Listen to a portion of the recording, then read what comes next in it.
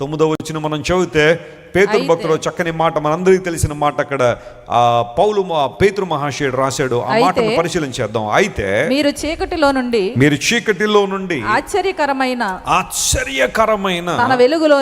తన వెలుగులోనికి మిమ్మును పిలిచిన వాని గుణాతిశయములను ప్రచురము చేయ నిమిత్తము. చూడండి, అక్కడ వరకు ఒక పార్ట్గా మనం తీసుకుంటే దేవుని గుణాతిశయములను ప్రచురించే నిమిత్తము అంటే దేవుడికి ఉద్దేశంతో మళ్ళందరినీ పిలిచాడు.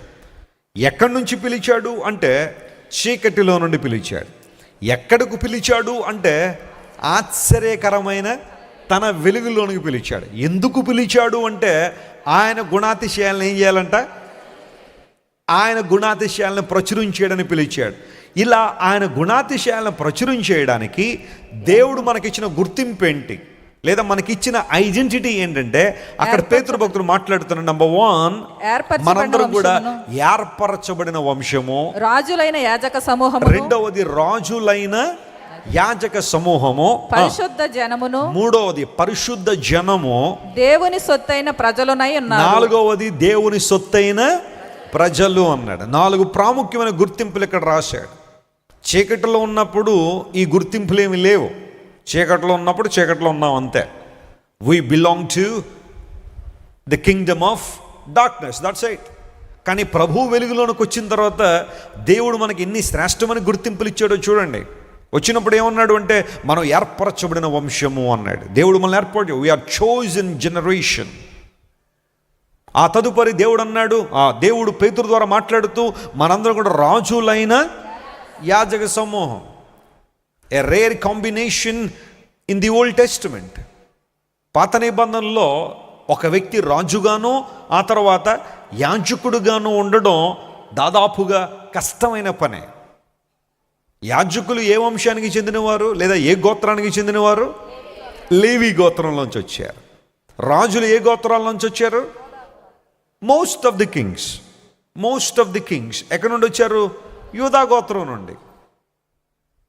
మోస్ట్ ఆఫ్ ది కింగ్స్ అని ఎందుకన్నానంటే సౌలు కూడా ఇశ్రాయేల్ రాజ్యాన్ని ఏం చేశాడు? సౌలు ఎక్కడి నుండి వచ్చాడు?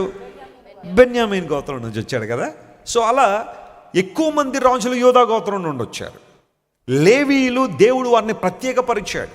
మీరు నా స్వాస్థ్యమై ఉన్నారు, నేనే మీకు స్వాస్థ్యమై ఉన్నాను, మీరు నా ధర్మము నా పరిచర్య కొనసాగించాలని లేవీ గోత్రాన్ని దేవుడు ఎన్నుకొని వారిలో నుండి ఆయన పనిని జరిగించుకున్నాడు.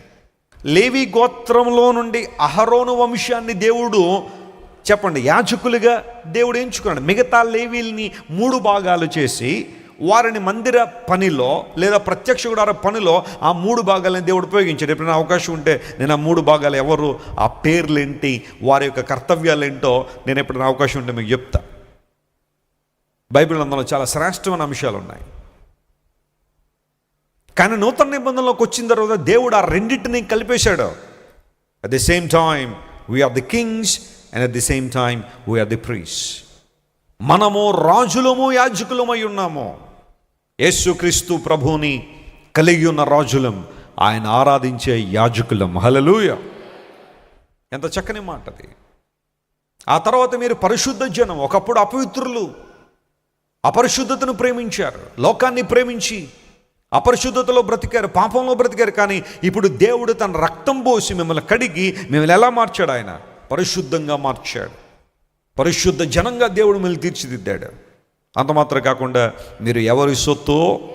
దేవుని సొత్తు. You belong to God. People belonging to God అనే మాట ఇంగ్లీష్లో వాడాడు. అంటే మనం యేసయ్యకు చెందిన వారము, ఆయన సొత్తు. ప్రభువుకి మనం కావలసిన వారము లేదా మనం ప్రభువు వారమై ఉన్నాము. ఇది ఇక్కడ పౌలు భక్తుడు చాలా క్లియర్గా రాస్తూ, నువ్వు ప్రభువుకు చెందిన దానవు గనుక, నువ్వు ప్రభువు చెందిన వాడవు గనుక నువ్వు బ్రతికినా ప్రభు కోసమే, చనిపోయినా కూడా ప్రభు కోసమే. ఆ మాట చాలా స్పష్టంగా అక్కడ పౌలు భక్తుడు రాశాడు. అందును బట్టి మనం జీవించేది మన యేసయ్య కోసం. ఎందుకోసం అంటే ఆయన తన వారిగా మనల్ని చేసుకున్నాడు కాబట్టి మనం ఎవరి కోసం బ్రతకాలే? దేవుని కోసం బ్రతకాలి.